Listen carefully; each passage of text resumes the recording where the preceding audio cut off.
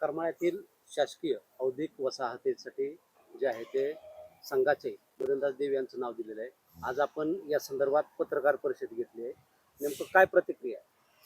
हे पहा, सर्वप्रथम तर जे संघाचे मदनदास देवी आहेत त्यांचं ज्या ITI कॉलेजला नाव देण्यात आलेलं आहे त्याचा भीम आर्मीच्या वतीने आम्ही तीव्र शब्दात निषेध करतो.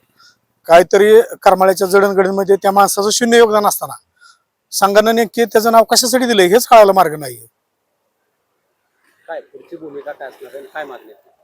पुढची भूमिका असं असणार आहे की आम्ही राज्यभर या नावाच्या विरोधामध्ये तीव्र स्वरूपाचं आंदोलन करणार आहोत आणि त्याचे पडसाद जे उमटणार आपल्याला दिसणार आहेत. यापुढे भाजपच्या नेत्याला किंवा ज्या दिवशी नामकरण होतं त्या दिवशी मला पोलिसांनी जाणून बुजून मला नजरकैदेत ठेवण्यात आलं होतं. त्याचा मी निषेध करतो की भाजपचा कुठला जरी नेता या ठिकाणी यायचं म्हणलं, करमाळ्यात यायचं म्हणलं की सर्वप्रथम आम्हाला पोलिस पहिल्यांदा लगेच आम्हाला नजरकैद ठेवतात. हे दुर्दैवी घटना आहे. अशा घटना घडायला नाही पाहिजे. तुम्ही आमचा आवाज दाबण्याचा प्रयत्न करताय का? आम्ही लोकशाहीचा आवाज दाबण्याचा प्रयत्न करताय का? हे चुकीचं आहे. त्याच्यामुळे देवीच्या नावाला आमचा विरोध होता आणि कायम विरोध राहील. जर देवीचं नाव द्यायचंच होतं तर संघ मुख्यालयाला द्या नागपूरच्या, आमचा विरोध नसणार आहे. आम्ही म्हणू करमाळ्यातल्या भूमीच्या एका व्यक्तीचं नाव संघ मुख्यालयाला दिले, आम्हाला अभिमान वाटेल. त्याचबरोबर या तालुक्यात ज्यांचं योगदान होतं त्यात मी प्रामुख्याने नाव घेऊ इच्छितो की सन्मान्य या तालुक्याचे सुपुत्र होते, सामाजिक न्यायमंत्री होते दिगंबर बागल यांचं नाव द्यायला हवं होतं. देशभक्त नामदेवराव जगताप यांचं नाव द्यायला हवं होतं. अण्णासाहेब जगताप यांचं नाव द्यायला हवं होतं. त्याचबरोबर रावसाहेब पाटील होते, गिरिधरदास देवी होते, यांचं नाव द्यायला हवं होतं. हे तालुक्यातले सगळं गोविंद बापू पाटील होते. ह्या तालुक्याच्या जडणघडणीमध्ये ज्या महापुरुष ज्या आमच्या काय हे आहेत सामाजिक कार्यकर्ते होते त्यांचं नाव द्यायला पाहिजे होतं. या तालुक्याचं त्यांनी चांगलं काम केलं होतं. त्यांचं नाव द्यायचं सोडून, महापुरुषांचं नाव द्यायचं सोडून, जे संघाचे प्रचारक होते त्यांचं तालुक्यासाठी त्यांना कुणी तालुक्यात ओळखत नाहीये, यावना शहरात बी त्यांना कोण ओळखत नाहीये. मग त्यांच्या नावाचा गळ का घातला गेला आणि त्यांच्या नावाचं नाव का देण्यात आलं हेच कळायला मार्ग नाहीये. हे कशासाठी चाललंय? आणि आता ते ITI कॉलेज जे आहे त्या ठिकाणी त्यांचा जीवनपट लावण्यात आलेला आहे. म्हणजे तुम्ही संघाचं मुख्यालय केलंय का तिथं? RSSचं कार्यालय त्या ठिकाणी केलंय का? तिथं आमची मुलं शिकणार आहेत. सर्वसामान्य बहुजन कुटुंबातली मुलं ITIचं प्रशिक्षण त्या ठिकाणी घेणार आहे.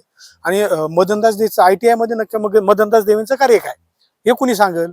तर मी भाजपचे जे पदाधिकारी आहेत त्यांनी या नावात सुचवलेलं आहे. मी त्यांना जाहीर आवाहन करतो की तुमच्यात धमक असेल तर तुम्ही आमच्यासोबत डिबेट करा, आमच्यासोबत चर्चा करा, मदनदास देवीचं कार्य सांगा आणि हे करा. असं कोणीच तयार नाहीये. तुमची मागणी काय असणार आहे, पुढची भूमिका काय? पुढची भूमिका आमची हेच आहे आणि मागणी आमची एकच आहे की मदनदास देवीचं नाव देण्याऐवजी या तालुक्यातले जे काही ज्यांचं जडणघडणमध्ये आहे त्यांचं नाव देण्यात यावं, अन्यथा एखाद्या महापुरुषांचं नाव देण्यात यावं. नाही तर बाबा आमची मागणी यापुढे असणार आहे की आम्ही तीव्र भूमिका घेऊ, राज्यभर आंदोलन छेडू, भाजपच्या नेत्याला फिरू देणार नाहीयेत. याचा आम्ही जाब 100% विचारल्याशिवाय राहणार नाही. काय नेमकं कुणाचं नाव संदर्भात तालुक्यामधील द्यावं किंवा काय? तालुक्याबद्दल बघा, हे 5-6 नावं आम्ही जे सांगितलेले आहेत ना त्या नावाला आमचा मुळीच विरोध नाहीये. उलट आम्ही जाहीर समर्थन करतो. महापुरुषांच्या नावाचं आम्ही जाहीर समर्थन करतो. मी सांगितलं ना तुम्हाला, स्वर्गीय दिगंबररावजी बागल असतील यांचं नाव चालेल, देशभक्त नामदेवराव जगताप यांचं नाव चालेल, गिरिधरदास देवी यांचं नाव चालेल, त्याचबरोबर स्वर्गीय गोविंद बापू पाटील यांचं नाव चालेल, रावसाहेब पाटील यांचं नाव चालेल.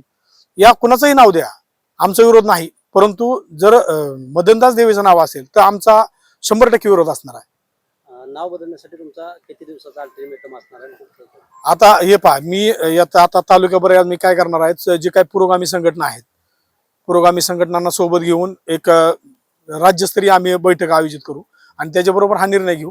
कारण का बाकीचे हे पहा, बाकीचे जे काही 14 जे नामांतरण झालेलं आहे त्यांना महापुरुषांचं नाव देण्यात आलेलं आहे. इथं जामखेडच्या ITIचं कॉलेजचं नाव पुण्यश्लोक अहिल्याराणी आणि होळकर करण्यात आलेलं आहे, त्याचं आम्ही समर्थन करतो. मुंबईच्या ITIचं डॉक्टर बाबासाहेब आंबेडकर करण्यात आलेलं आहे. कोल्हापूरचं लोकराजा छत्रपती शाहू महाराजांचं नाव देण्यात आलेलं आहे. इथं जे काही महापुरुषांचे नाव आहे त्यांना आमचा विरोध नसणार आहे. परंतु एखाद्या विशिष्ट संघटनेच्या जे देशद्रोही संघटना आहे ज्यांचं देशासाठी शून्य योगदान आहे अशा लोकांची जर नावं देत असाल तर आम्ही 100% विरोध करू.